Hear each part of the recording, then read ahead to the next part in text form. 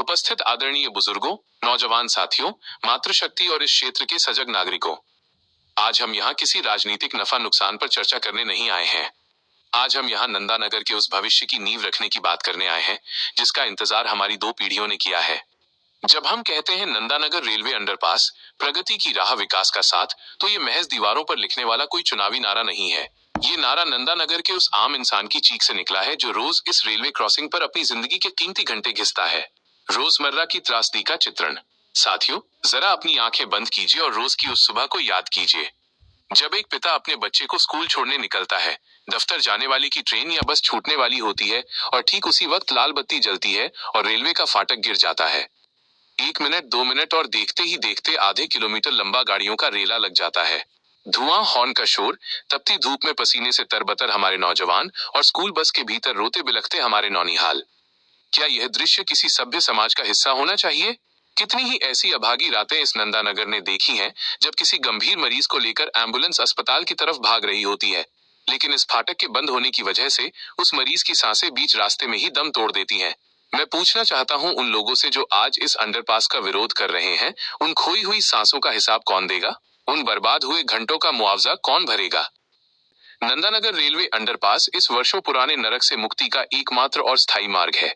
जब ये अंडरपास बनकर तैयार होगा तो ये केवल गाड़ियों को पार कराने का रास्ता नहीं होगा, ये हमारे क्षेत्र के आर्थिक और सामाजिक विकास का एक्सप्रेसवे होगा। आइए समझते हैं कि इस प्रोजेक्ट से हमारे जीवन में क्या क्रांतिकारी बदलाव आने वाले हैं। 1. समय और ऊर्जा की अभूतपूर्व बचत। आज जो दूरी तय करने में हमें 30 से 45 मिनट का समय लगता है, अंडरपास बनने के बाद वह दूरी मात्र 2 मिनट में तय होगी। समय ही पैसा है, टाइम इज मनी। हमारे युवाओं का जो समय ट्रैफिक में बर्बाद होता था, उसे वे अपनी पढ़ाई, अपने व्यापार और अपने परिवार को दे पाएंगे। ईंधन की बचत से हर महीने एक आम परिवार की जेब पर पड़ने वाला आर्थिक बोझ कम होगा। 2. व्यापार और रियल एस्टेट में उछाल। कोई भी व्यापारी उस इलाके में निवेश नहीं करना चाहता जहां पहुंचने के लिए घंटों जाम से जूझना पड़े। आज अंडरपास न होने की वजह से हमारे क्षेत्र का व्यापार सीमित हो गया है। जैसे ही ये अंडरपास चालू होगा, मुख्य शहर से नंदानगर की कनेक्टिविटी सीधी और सुगम हो जाएगी। यहाँ नई दुकानें खुलेंगी, नए शोरूम आएंगे और यहाँ की संपत्तियों, प्रॉपर्टी वैल्यू के दाम रातों रात बढ़ जाएंगे। जो इलाका आज पिछड़ा माना जाता है, वो शहर का सबसे पॉश और विकसित इलाका बनने की राह पर अग्रसर होगा। 3. सुरक्षा और स्वास्थ्य सेवा की गारंटी। अंडरपास बनने के बाद एम्बुलेंस और फायर ब्रिगेड जैसी आपातकालीन गाड़ियां बिना किसी रुकावट के सेकंडों में पार हो सकेंगी। रेलवे ट्रैक पार करते समय होने वाली दुर्घटनाएं, जिनमें कई मासूमों ने अपनी जान गंवाई है, हमेशा हमेशा के लिए समाप्त हो जाएंगी। भ्रम फैलाने वालों को बेनकाब करना। लेकिन साथियों, जहां एक तरफ लाखों लोग इस विकास का स्वागत कर रहे हैं, वहीं कुछ मुट्ठी भर लोग, कुछ स्वार्थी तत्व और कुछ राजनीतिक रोटियां सेकने वाले नेता इस प्रोजेक्ट के खिलाफ गुमराह करने वाली बातें फैला रहे हैं। वे जनता के बीच डर और भ्रम का माहौल बना रहे हैं। आज इस मंच से मैं उनके हर एक खोखले दावे की हकीकत आपके सामने रखना चाहता हूँ। पहला झूठ, दुकानें बर्बाद हो जाएंगी, व्यापार ठप हो जाएगा। अकाट्य जवाब। मैं अपने उन व्यापारी भाइयों से कहना चाहता हूं जिन्हें डराया जा रहा है, भाइयों, अफवाहों पर मत जाइए। इतिहास गवाह है, जब जब कहीं भी ओवरब्रिज या अंडरपास बनता है, शुरुआत में निर्माण के दौरान थोड़ी असुविधा जरूर होती है, लेकिन प्रोजेक्ट पूरा होने के बाद वहां फुटफॉल, ग्राहकों की संख्या 10 गुना बढ़ जाती है। आज जाम के डर से मुख्य शहर का कोई अमीर ग्राहक आपकी दुकान तक नहीं आना चाहता। अंडरपास बनने के बाद हर किसी के लिए यहाँ आना आसान होगा। रही बात निर्माण के दौरान होने वाली असुविधा की, तो प्रशासन से बात करके वैकल्पिक रास्तों, ऑल्टरनेटिव रूट्स की व्यवस्था कराई जा रही है ताकि आपका धंधा बंद न हो। दूसरा झूठ, अंडरपास में पानी भर जाएगा, ये तालाब बन जाएगा। अकाट्य जवाब। ये बात वो लोग कह रहे हैं जो आज भी 1990 की सोच में जी रहे हैं। आज साल 2026 है। इंजीनियरिंग और टेक्नोलॉजी इतनी एडवांस हो चुकी है कि आधुनिक अंडरपास में स्मार्ट ड्रेनेज सिस्टम और हाई कैपेसिटी ऑटोमेटिक पंप्स लगाए जाते हैं। जैसे ही बारिश का पानी एक निश्चित स्तर से ऊपर जाएगा, सेंसर आधारित पंप अपने आप चालू हो जाएंगे और पानी को मुख्य नाले में फेंक देंगे। इसके अलावा अंडरपास के ऊपर शेड का निर्माण भी प्रस्तावित है ताकि सीधे बारिश का पानी नीचे न गिरे। तो ये तालाब बनने का डर सिर्फ और सिर्फ विकास को रोकने का एक बहाना है। तीसरा झूठ, सरकार तानाशाही कर रही है, जमीन का हक छीन रही है। अकाट्य जवाब। यह सरासर बकवास और गुमराह करने वाला बयान है। हमारी सरकार सबका साथ, सबका विकास और सबका विश्वास के सिद्धांत पर चलती है। यदि इस प्रोजेक्ट के दायरे में किसी की निजी संपत्ति या दुकान का कुछ हिस्सा आता है, तो सरकार कानून के दायरे में रहकर उचित और बाजार दर से बेहतर मुआवजा, फेयर कॉम्पेंसेशन और पुनर्वास की व्यवस्था करने के लिए प्रतिबद्ध है। किसी के साथ अन्याय नहीं होने दिया जाएगा। लेकिन मैं विरोध करने वालों से पूछना चाहता हूँ, क्या चंद लोगों की जिद के लिए नंदानगर के 5 लाख लोगों को हमेशा के लिए जाम की भट्टी में झोंक दिया जाए? क्या सार्वजनिक हित से बड़ा कोई व्यक्तिगत हित हो सकता है?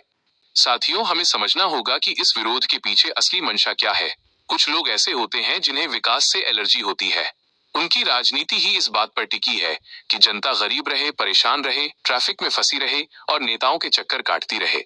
अगर नंदानगर की जनता आत्मनिर्भर हो गई, अगर यहाँ चौड़ी सड़कें और अंडरपास बन गए, तो इन तथाकथित नेताओं की दुकानदारी बंद हो जाएगी। जब इस अंडरपास की फाइलें दफ्तरों में धूल फांक रही थी, तब ये विरोध करने वाले नेता कहाँ थे? तब इन्होंने जनता के लिए कोई धरना क्यों नहीं दिया? आज जब काम धरातल पर उतर रहा है, जब बजट पास हो चुका है, जब कंक्रीट की मशीनें आने वाली हैं, तो ये लोग छाती पीटकर खड़े हो गए हैं। ये विकास का विरोध नहीं है, ये नंदानगर की जनता की पीठ में छुरा घोंपने जैसी राजनीति है। मैं खुले मन से चुनौती देता हूँ, उन लोगों को सामने आइए और नंदानगर की माताओं बहनों की आंखों में आंखें डालकर कहिए कि आप नहीं चाहते कि उनके बच्चे सुरक्षित घर पहुंचे। कहिए कि आप चाहते हैं कि एम्बुलेंस ऐसे ही फाटक पर दम तोड़ती रहे।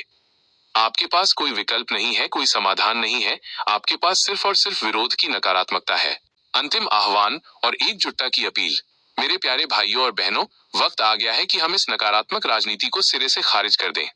विकास की गाड़ी जब चलती है तो पटरी पर रोड़ा अटकाने वाले बहुत आते हैं, लेकिन जनता की ताकत के आगे सबको झुकना पड़ता है।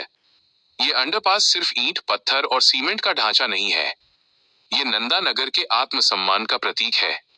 ये इस बात का सबूत है कि अब नंदानगर को कोई पीछे नहीं धकेल सकता। हमें एकजुट होना होगा।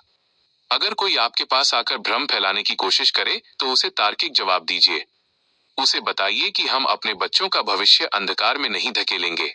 प्रशासन और इंजीनियर्स को धन्यवाद। हम इस मंच से जिला प्रशासन, रेलवे के अधिकारियों और दिन रात मेहनत करने वाले इंजीनियर्स और मजदूरों को भी आश्वस्त करना चाहते हैं, आप बिना डरे पूरी ईमानदारी से काम कीजिए। नंदानगर की राष्ट्रभक्त और विकास प्रिय जनता आपके साथ ढाल बनकर खड़ी है। कोई भी उपद्रवी या स्वार्थी तत्व इस काम को रोक नहीं पाएगा। समापन पंक्तियां। आइए आज हम सब मिलकर ये संकल्प लें कि हम इस ऐतिहासिक निर्माण में अपना पूरा सहयोग देंगे। क्षणिक असुविधा को सहेंगे, लेकिन अपने क्षेत्र को एक नया सवेरा देंगे। जाते जाते बस यही कहूंगा, रोक सको तो रोक लो, विकास की ये आंधी नंदानगर ने ठानी है, अब रुकेगी नहीं ये क्रांति। नंदानगर रेलवे अंडरपास, प्रगति की राह, विकास का साथ। आप सभी का बहुत बहुत धन्यवाद। भारत माता की जय। जय हिंद।